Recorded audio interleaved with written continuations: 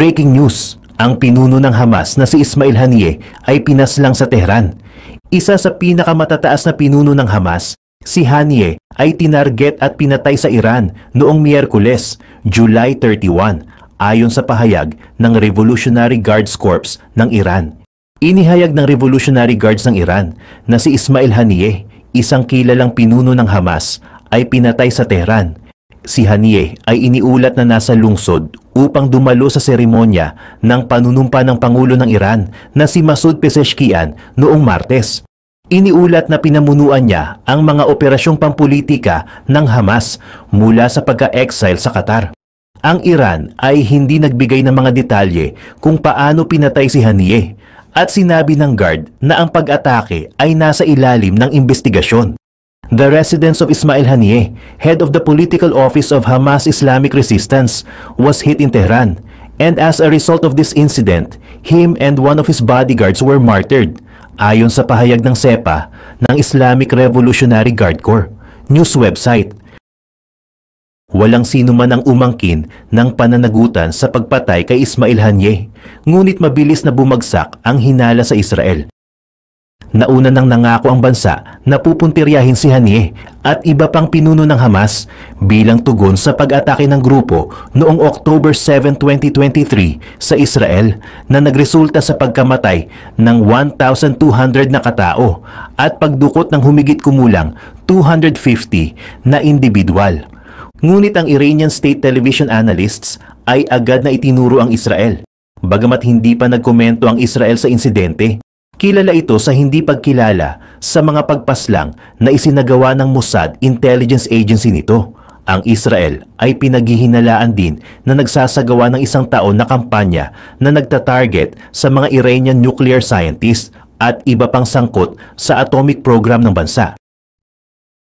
Ipinahayag ng Hamas sa isang post sa opisyal nitong Telegram na si Haniyeh ay napatay sa isang mapanlinlang na pagsalakay ng Zionist noong Miyerkules, July 30. Bilang pinuno ng Palestinian Organization Politics, si Ismail Haniyeh ay gumanap ng isang mahalagang papel sa mga negosasyon at diplomasya ng mataas na taya ng grupo, kabilang ang natigil na pag-uusap sa tigil putukan sa Israel. Siya ay pinaniniwala ang 62 years old sa oras ng kanyang kamatayan. Sa pagdating ni Prime Minister Netanyahu sa Amerika, inilahad nito ang dahilan kung bakit dapat lang sugpuin ang mga grupong Houthi, Hamas, Hezbollah at pati na ang sinasabing utak ng kaguluhan sa Middle East, at ito ay ang bansang Iran. Sinasabi pa na ang mga kilos ng pagpoprotesta sa Amerika ay Iran din daw ang nagpopondo. Kaya naman nananawagan ng Israel sa Amerika ng tuloy-tuloy na suporta upang mabilis nilang masugpo ang mga teroristang grupo. Ayon din kay Netanyahu, ang Amerika daw ang may pinakamalaking kapangyarihan sa buong mundo.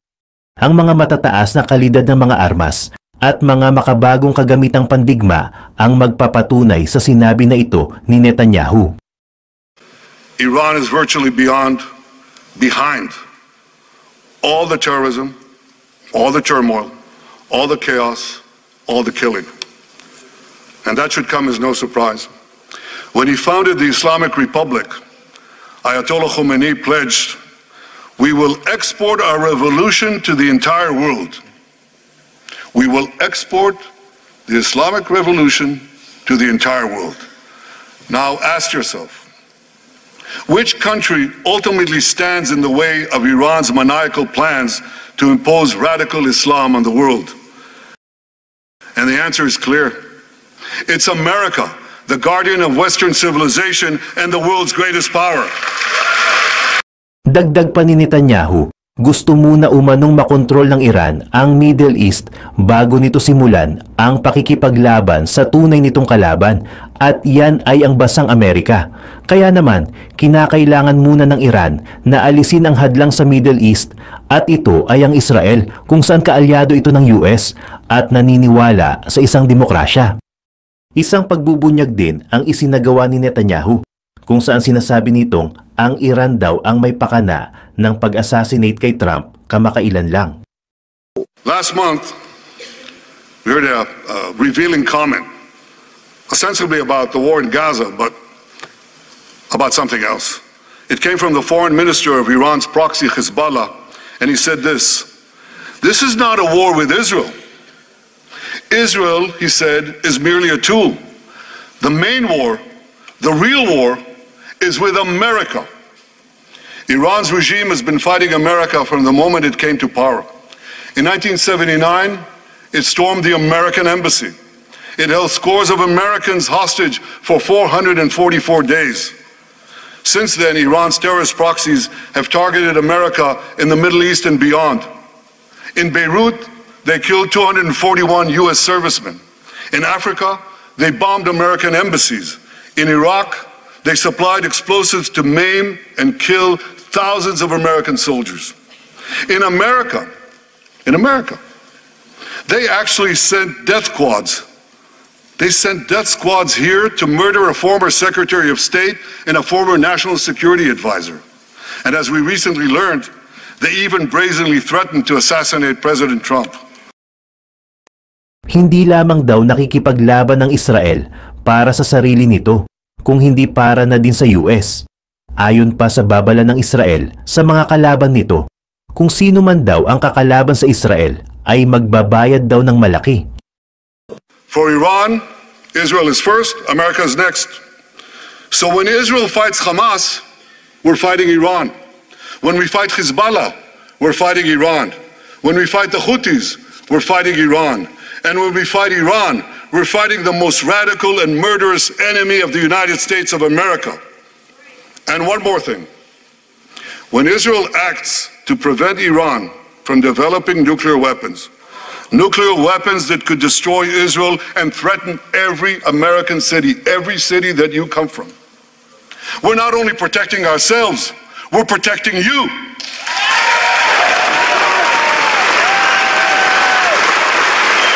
My friends, if you remember one thing from the speech, remember this: our enemies are your enemies. Our fight is your fight, and our victory will be your victory.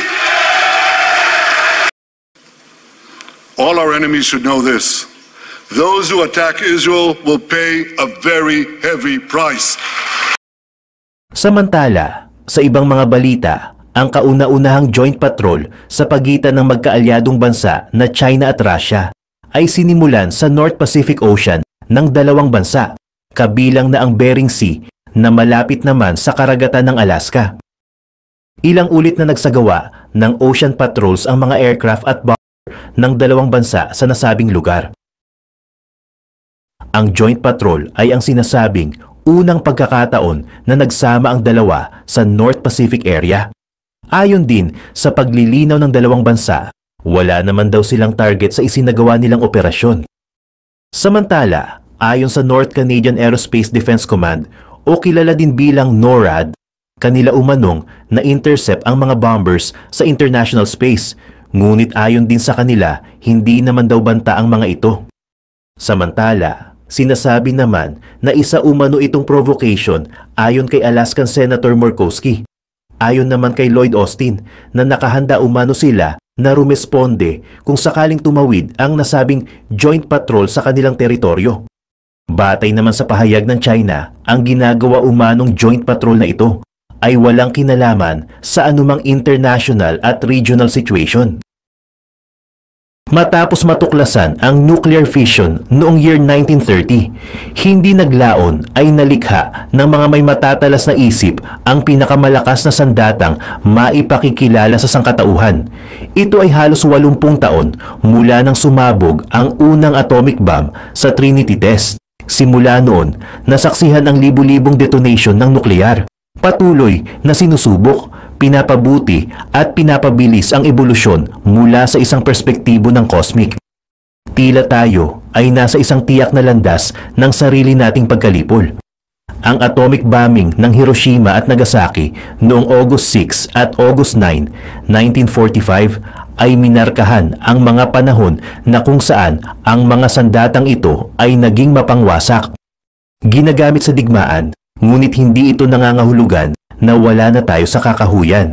Sa loob lamang ng 8 dekada, nalaman na natin kung paano mapalabas ang kapangyarihan ng atom, para magkaroon ng kakayahang sirain ang mundo ng makailang ulit. Halimbawa, ang uranium base o Little Boy, ang bombang ibinagsak sa Hiroshima. Ang enerhiyang pinakawalan nito ay katumbas ng 15 kilotons ng TNT, trinitrotoluene, isang color yellow na substance na sangkap sa pampasabog. Katumbas nito ang sabay na pagsabog ng higit sa 30 milyong pounds ng TNT. Sapat na upang sirain ang isang maliit na lungsod, walang-wala ito kung ikukumpara sa mga modernong sandatang nuklear. Ang pinakamakapangyarihang nuclear na weapon sa US arsenal ngayon ay ang B-83, isang thermonuclear gravity bomb na may maximum na ani ng 1.2 megatons ng TNT, 80 beses na mas malakas sa uranium base o Little Boy. Ang 80 maliit na batang atomic bomb na dinetonate sa parehong oras ay katumbas lamang ng isang B-83. Ang Estados Unidos, opisyal na may nakapaligid na 650 na B-83, kabilang sa kabuuang humigit kumulang na 5,044 nuclear warheads. Para ilagay sa isang perspektibo, ang maliit na atomic bomb ay may isang sagad na diameter ng fireball na nasa 396 meters o 1,300 feet, habang ang B-83 thermonuclear bomb naman ay may maximum na diameter ng fireball na 2.3 na kilometer o 1.4 miles. Kaya sa anumang direksyon na tinitingnan mo sa 1.4 miles, ang malabolang apoy nito na sumabog ay sumisira na ng lahat ng bagay sa loob nito. Ngunit, ang pinakamalaking nuclear bomb ng US na sinubukan ay ang Castle Bravo na may mas malaking diameter ng bolang apoy na umaabot ng 8.3 kilometro o higit sa 5 miles. Ngunit, upang makakuha pa ng higit pang nakatutuwang paghahalintulad, ang pinakamalaki at pinakamalakas na pampasabog na nagawa ng tao sa mundo, ang Tsar Bomber. Ito ay nagtataglay ng 50 megatons ng TNT na may sagad na diameter ng bolang apoy na lumalagpas sa 10 kilometro o 6.4 miles na umaabot sa altitude ng eroplano na nagpapababa rito. Nagkaroon ng mas malaking theoretical na version ang Tsar Bomber na maaaring umabot sa 100 megatons ng TNT. Bakit mas malakas ang mga sandatang nuklear noong 1960 kaysa ngayon? Sa ika-4 na dimensional na laro ng chess, ang parehas na kasiguraduhan ng pagkawasak, ang mas malaki ay hindi laging mas mahusay. Ang kakayahang maihatid ang mga weapon na ito ng wasto sa kanilang mga target ay napakahalaga rin. Pagkatapos matapos ang ikalawang digmaang pandaigdig, naging malinaw na ang dating mga kaalyado. Ang United States at Soviet Union ay maaaring magtulak sa mundo sa isang malamig na digmaan para sa ideological na paghahari. Kinatakutan noon na ang hindi maiiwasang malamig na digmaang ay maaring uminit. Alam ng US na hindi ito magtatagal bago pa mapahusay ng Soviet ang sarili nilang atomic weapons. Isinasaalang-alang na mayroon silang mga atomic spies sa proyekto sa Manhattan. Ang Estados Unidos ay may monopolyo sa mga sandatang nuklear sa loob ng 4 na taon sa panahong ito. At pagkatapos, nagsasagawa sila ng serye ng mahahalagang pagsubok upang manatiling mas nangunguna sa Soviet. Operation Crossroads ay isang pares ng nuclear weapon test na isinagawa ng Estados Unidos sa Bikini Atoll noong kalagitnaan ng 1946. Ang mga ito ang unang nuclear weapon test mula sa Trinity noong June 16, 1945 at ang unang detonation ng mga aparatong nuklear mula sa nangyaring atomic bombing sa Nagasaki noong August 9, 1945. Ang layunin ng mga pagsubok ay upang siyasatin ang mga epekto ng mga sandatang nuklear sa mga barkong pandigma. Ang Crossroads test ay ang una sa maraming mga nuclear test na ginawa sa Marshall Island at ang unang napubliko at inanunsyo muna na sinubaybayan ng mga naimbitahang manood kabilang ang isang malaking pulutong ng press. Ang bilis ng 95 target ships ay binuo sa Bikini Lagoon at natamaan ng 2 detonations ng Fat Man plutonium implosion, isang uri ng nuclear weapon na ibinagsak sa Nagasaki noong 1945. Bawat isa ay kumukonsumo ng 23 kilotons ng TNT. Ang Operation Sandstone ay isa pa at ang huling serye ng mga nuclear weapon tests noong 1948 na isinagawa ng Estados Unidos bilang isang monopolyo sa mga atomic weapons. Noong August 29, 1949, alas 7 ng umaga, ang Soviet Union ay nagsagawa ng una nilang nuclear weapon test, ang RDS-1 device, na kilala rin bilang unang kidlat ay binabanggit ng Estados Unidos bilang Joe-1 na tumutukoy kay Joseph Stalin. Ang unang Soviet atomic bomb na RDS-1 ay isang uri ng pampasabog na halos kapareho sa bomba ng US Fatman. Ang pagsubok na ito ay sinurpresa ang mga makakapangyarihan sa kanluran. Ang intelligence ng Amerika ay estimated na hindi makagagawa ng isang atomic bomb ang Soviet Union hanggang 1953. Ngunit noong 1945, hindi inaasahan ng Britanya. Nalaman ang mga magkakahiwalay na produktong nuklear mula sa ginawang mga test sa pamamagitan ng US Air Force. Sinimulang sundan ng Estados Unidos ang trail ng mga labi ng mga bumagsak sa nuklear. Sinabi ni Pangulong Harry S. Truman sa mundo ang sitwasyon noong September 23, 1949 na nagsasabing, "Nalaman namin na sa nakalipas na mga linggo, ang isang atomic na pagsabog ay naganap sa Soviet Union." Ang pahayag ni Truman ay nagpagulat sa Soviet Union na umaasang panatilihing lihim ang pagsubok na ginagawa nila upang maiwasan ang mga Amerikano na dagdagan ang kanilang mga programa sa atomiko. Ang hindi nila alam, ang Estados Unidos ay gumawa ng isang test detection system. Ang nangyaring anunsyo ay naging isang punto ng Cold War na nagsimula na. Nang makumpirmang may atomic bomb nga ang Soviet Union, ang karera sa paunahang mag-develop ng hydrogen bomb ay nagsimula na rin. Sa parehong taon noong 1949, nagkaroon din ng isa pang makabuluhang geopolitical development, ang North Atlantic Treaty Organization o NATO na nabuo noong April 4, 1949. Ang kasunduan ay magtatag ng isang militar na alyansa sa pagitan ng 12 North American at Western European na mga bansa na naglalayong magbigay ng kolektibong seguridad laban sa banta ng Soviet Union sa mga unang yugto ng Cold War. Ang test site ng Nevada ay isang reserbasyon ng kagawaran ng enerhiya ng Estados Unidos na matatagpuan sa 105 kilometro o 65 miles sa hilagang kanluran ng lungsod ng Las Vegas.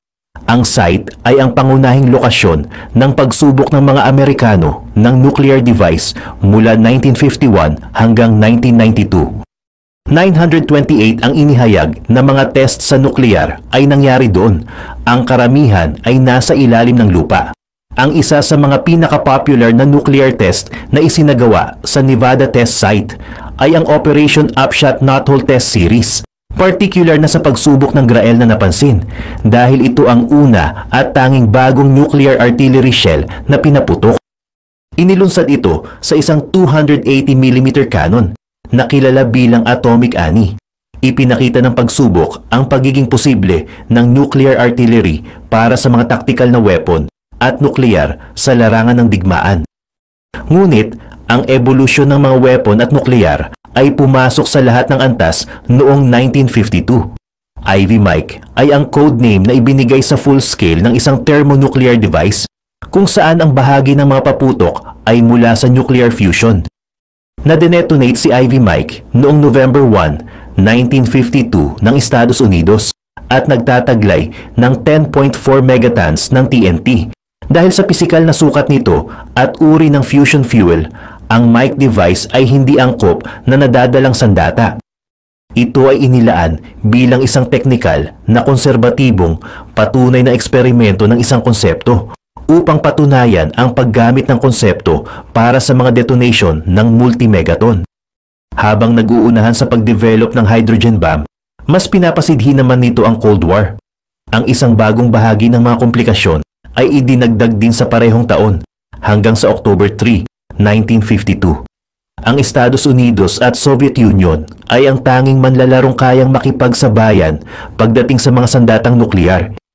Ngunit sa petsang iyon, sinubok ng United Kingdom ang unang nuclear na armas nito na binigyang pangalan bilang Operation Hurricane na isinagawa sa Montebello Islands mula sa baybayin ng Western Australia.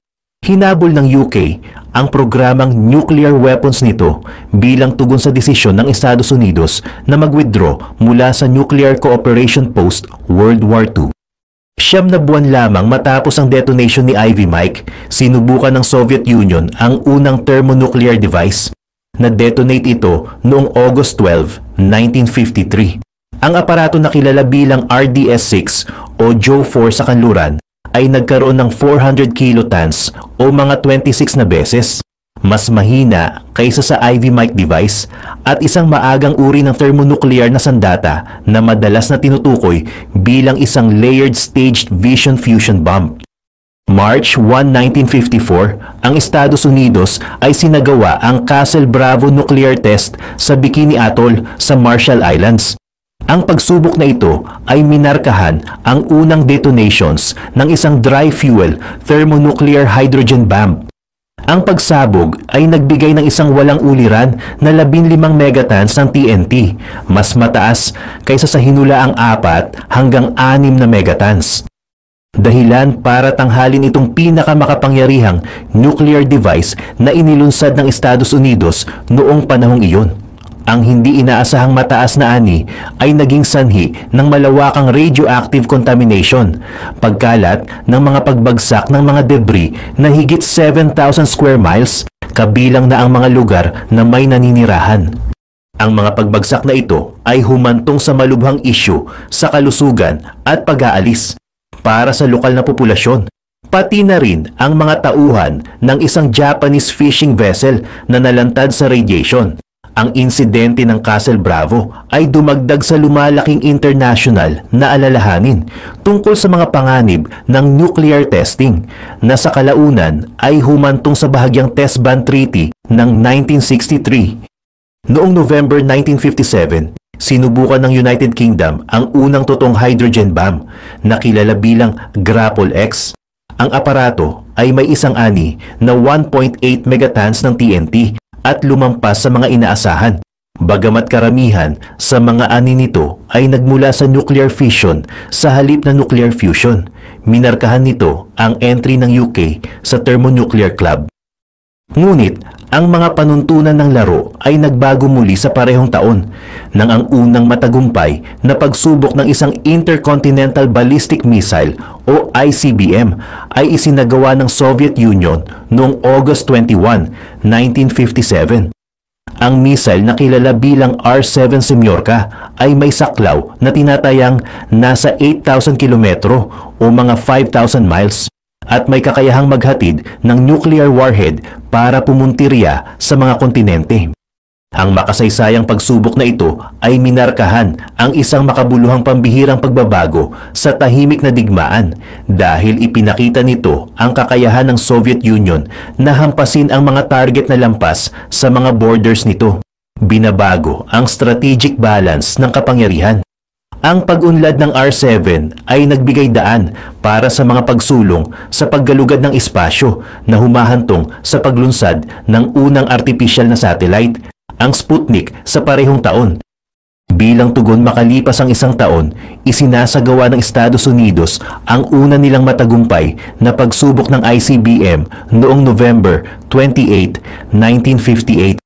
Ang missile na kilala bilang Atlas D ay inilunsad mula sa Cape Canaveral, Florida at matagumpay na nakumpleto ang pagsubok ng pagpapalipad nito na nagpapakita ng kakayahan ng Estados Unidos na mag-deploy ng mga ballistic missiles na malayo ang nasasaklaw at may kakayahang magdala ng mga nuclear warhead. Ang pag-unlad at pag-deploy ng ICBM ay makabuluhang nakakaapekto sa estratehikong dynamics ng panahon na nag-aambag sa doctrine ng mutual at tiyak na pagkawasak. Isinagawa ng France ang unang nuclear test noong February 13, 1960. Ang pagsubok ay naganap sa Algerian Sahara Desert sa site na tinatawag na Regan at matagumpay na nakumpleto ang pagsubok na ginawa ng France. Ang aparato ay may isang ani ng humigit kumulang 70 kilotons ng TNT na kung saan ay mas malakas kaysa sa unang pagsubok na isinasagawa ng iba pang mga nuclear power.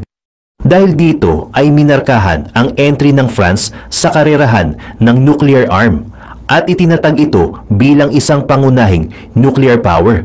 Ang pinakamakapangyarihang nuclear na armas na nailunsad ay sumabog noong October 30, 1961. Ang Soviet ay nagsagawa ng pagsubok sa Novaya Zemlya Archipelago sa Arctic Ocean, ang Tsar Bomber. May ani ng 50 megatons ng TNT, sapat na upang bumasag ng mga bintana sa layong 1,000 kilometro o 620 miles mula sa blast site. Ang pagsabog ay lumikha ng isang kabuti ng ulap na umabot ng 64 na kilometro o 60 miles ang taas at ang shockwave mula sa pagsabog ay pumaikot sa mundo ng 3 beses. Sa kabila ng napakalaking kapangyarihan nito, ang bomba ay napagpasyahan na magkaroon ng isang theoretical na ani ng 100 megatons ng TNT. Ngunit ito ay pinaliit upang mabawasan ang radioactive fallout pagkalipas lamang ng 1 taon. Ang ating sibilisasyon ay nahaharap sa posibleng banta ng pagkalipol dahil sa mga sandata na ito sa krisis ng missile sa Cuban. October 1962, nagsimula ito nang ang mga eroplanong tagapagmatsyag ng mga Amerikano ay natuklasan ang pag-install ng missile ng Soviet sa Cuba na may kakayahang maglunsad ng mga welga laban sa mga pangunahing lungsod ng US. Si Pangulong John F. Kennedy na nahaharap sa pinakamalalim na banta sa kaniyang pagkapangulo ay tumugon sa isang naval blockade sa paligid ng Cuba na naglalayong maiwasan ang karagdagang mga pagpapadala ng Soviet ng mga kagamitan sa militar. Sa loob ng 1,310 days, nasaksihan ng mundo si Kennedy at ang Soviet Premier na si Khrushchev Nikita na nagpapalitan ng mga negosasyon ng pagbabanta. Ang bawat panig ay may kamalayan na ang isang maling hakbang ay maaaring maging dahilan ng isang digmaan. Ang krisis ay lumaki sa mga barko ng Soviet na papalapit sa linya ng imprisonment. Ang mga puwersa ng US ay nasa mataas na alerto at ang publiko ay nabalot ng takot habang pinapanood ang dalawang makapangyarihang naglalaro ng panlilinlang. Sa isang dramatikong pagliko ay kumurap si Khrushchev. Sumang-ayon siya na buwagi ng site ng missile, kapalit ng panunumpa ng US na huwag lusubin ng Cuba at isa pang lihim na kasunduan upang alisin ang mga missile ng mga Amerikano mula sa Turkey at Italy. Ang China ay nagsagawa ng unang pagsubok ng hydrogen bomb noong June 17, 1967 na kilala bilang Test No. 6. Ang aparato ay may isang ani ng 3.3 megatons ng TNT, pagmamarka sa China bilang ika-4 na bansa na matagumpay na nakabuo at sinubukan ang isang bomba ng hydrogen. Ang India ay nagsagawa ng unang nuclear test nito noong May 18, 1974. Ang test ay pinangalan ng The Smiling Buddha. Ito ay inilarawan sa isang quote na isang mapayapang pagsabog ng nuklear. Ngunit minarkahan nito ang India bilang ika-6 na bansa na sumali sa nuclear club. Ang karibal na kapitbahay nito na Pakistan ay unang isinagawa ang unang sariling nuclear test noong May 28, 1998. Ang mga pagsusuring ito ay naganap bilang isang serye ng 5 detonation sa ilalim ng lupa. Ang mga pagsusulit ay isinasagawa bilang tugon sa nuklear ng India nang mas maaga sa buwan na iyon at minarkahan ang opisyal na pagpasok ng Pakistan sa grupo ng mga nuklear na armadong estado. Habang ang North Korea ay nagsagawa ng unang nuclear test noong October 9, 2006 at ang unang matagumpay na pagsubok ng isang thermonuclear o hydrogen bomb ay noong September 3, 2017. Ang pagsabog ay mas makabuluhan kaysa sa kanilang mga nakaraang pagsubok na may pagtatansyang nagmumungkahi ng ani na nasa 100 hanggang 250 kilotons ng TNT. Minarkahan nito ang pangunahing pagsulong sa kakayahan ng North Korea pagdating sa nuklear. Nagpapakita ng kanilang kakayahang gumawa ng mas malakas na thermonuclear na armas. Ang Israel ay malawak na pinaniniwalaan na nagtataglay ng mga sandatang nuklear. bagamat hindi ito opisyal na nakumpirma o tinanggihan ang kanilang pag-iral. Ang patakarang ito ay kilala bilang nuclear opacity. Iminumungkahi ng iba't ibang mga pagtatantya na ang Israel ay may isang nuclear arsenal sa pagitan ng 80 hanggang 400 nuclear warheads. Habang ang South Africa at Ukraine ay ang tanging mga bansa na nagmamay-ari ng mga sandatang nuklear at may kusang loob na lansagin ang mga ito at sumali sa kasunduan ng hindi paglaganap ng mga sandatang nuklear. Bilang kapalit ng pagbibigay ng mga sandatang nuklear nito, ang Ukraine ay nakatanggap ng mga katiyakan sa seguridad laban sa mga banta o paggamit ng puwersa laban sa teritorial na integridad nito o kalayaan sa politika na pinirmahan ng Estados Unidos, United Kingdom at Russia. Ang mundo sa ngayon ay higit na nag-aalala sa pagkakaroon ng mga hypersonic na armas na naglalakbay sa bilis na 5 hanggang 25 beses ng mga tunog. Ang bilis na ito ay katumbas ng halos 5 milya bawat segundo o 8 kilometro bawat segundo. Makabuluhang pagbabawas ng oras para sa tugon ng nuclear retaliation. Ang pagkakaroon ng naturang mga nangungunang armas ay patuloy na nagbibigay ng banta sa sangkatauhan kahit na 80 taon na matapos ang unang pagpapaputok ng nuklear na sandata. Maishishare nga ako sa inyo na 10 legit loan application na talagang mabilis tayo ma-approve dahil sa mismong araw ng loan application ay makukuha kagad natin ang pera. Ang kasama sa listahan ay ang mabilis cash. Matagal ko na rin tong na-try itong mabilis cash na ito. Highly recommended ko ito sa iba, lalo na sa mga nag-uumpisa pa lang. Legit talaga ang loan app na ito. Sobrang bilis din ito mag-disburse ng mga loan. Kaya talagang one day lang makukuha mo kagad. Dito sa mabilis cash, mabilis ko lang natapos mag-fill up ng application ko. At the same day, naku sobrang bilis talagang mag-disburse at take note, walang mababawas dito sa ilo-loan mo. Buong-buo mo siya matatanggap.